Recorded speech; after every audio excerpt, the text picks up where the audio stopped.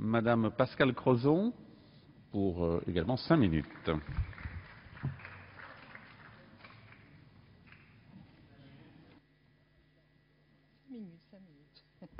Monsieur le Président, Monsieur le Ministre, mes chers collègues, le projet de loi que nous sommes amenés à examiner aujourd'hui est un texte, vous le savez, que nous avons, mais que tout le monde, je crois, a attendu avec beaucoup d'impatience.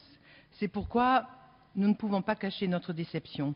Voilà plusieurs années que nous dénonçons les dysfonctionnements du système de sécurité sanitaire sur les médicaments et les produits de santé. Plusieurs années que vous ne vouliez rien entendre. La liste des médicaments ayant déjà fait scandale avant ce que l'on appelle aujourd'hui l'affaire du Mediator est longue. Mes collègues l'ont dit avant moi, Diantalvic, Serivastatine, Acomplia, Distilben, mais c'est une autre affaire, Isoméride et Vioxx, et je pourrais encore continuer. Le rapport de la MEX de mai 2008, qui a été voté d'ailleurs à l'unanimité, comportait 92 propositions, dont plusieurs visant à cadrer la chaîne de la pharmacovigilance. Ces propositions, le gouvernement a eu plusieurs occasions de les faire adopter, puisque le groupe SRC à l'Assemblée nationale les a déposées sous la forme d'amendements dans le cadre des PLFSS de ces dernières années. Alors, Monsieur le Ministre, pourquoi avoir attendu un scandale dramatique comme le Mediator? Pourquoi avoir attendu qu'il y ait entre 500 et 2000 décès pour avoir finalement attendu aussi longtemps pour nous proposer un texte aussi décevant? Oui, décevant, car vous aviez aujourd'hui la possibilité de mettre en place une véritable réforme du système avec plus de transparence, moins de conflits d'intérêts. Et si vous apportez certaines réponses et quelques solutions, celles-ci ne sont malheureusement que partielles.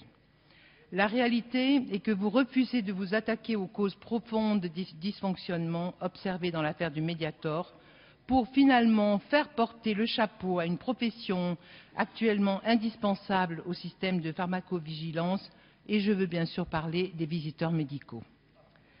Depuis 4 ans, principalement, sous l'effet de rachats et autres fusions, plus de 7000 emplois ont d'ores et déjà été supprimés dans cette profession.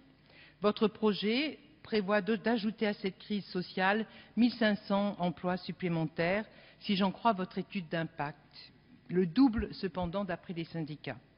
Les salariés y voient un coup fatal porté à leur profession, d'autant plus incompréhensible que celle-ci a considérablement évolué ces dernières années.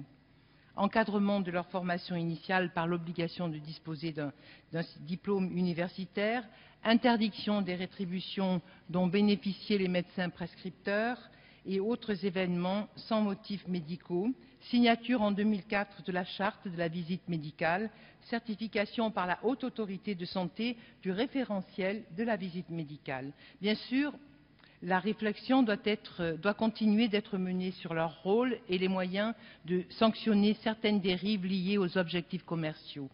Il y avait la possibilité de le faire dans la concertation, je le dis bien, avec une profession qui est exaspérée par la confusion que vous entretenez avec le scandale du Mediator et les largesses dont a pu bénéficier Servier et qui n'ont rien à voir dans leur quotidien, avec leur vision du métier, avec leur déontologie. Il y avait par exemple moyen d'avancer en consolidant en droit la charte de 2004, comme le préconisait d'ailleurs l'excellent rapport de ma collègue Catherine Lemorton en 2008. Mais vous avez préféré, excellent effectivement, mais vous avez préféré interdire, Monsieur le Ministre. Comment comptez-vous, avec cette mesure, mettre en œuvre un système performant et efficace en termes de formation médicale continue? L'information comme la nature a peur du vide et l'absence face aux médecins du visiteur médical sera bientôt remplacée par d'autres sources d'information et beaucoup moins contrôlables et avec bien moins de scrupules, et l'on pense en particulier à Internet où l'on trouve d'ores et déjà une riche information commerciale et à la rigueur scientifique parfois plus que douteuse.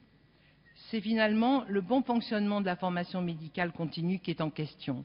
Et c'est la nécessité de la rendre plus indépendante qui doit nous animer. C'est en améliorant le rôle et la qualité de la visite médicale, non pas en la stigmatisant et en faisant des visiteurs médicaux des boucs émissaires, mais que l'on réussira véritablement à sécuriser le système de pharmacovigilance.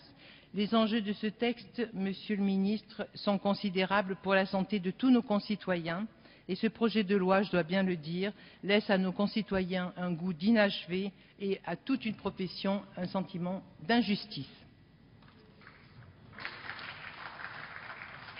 Merci, Mme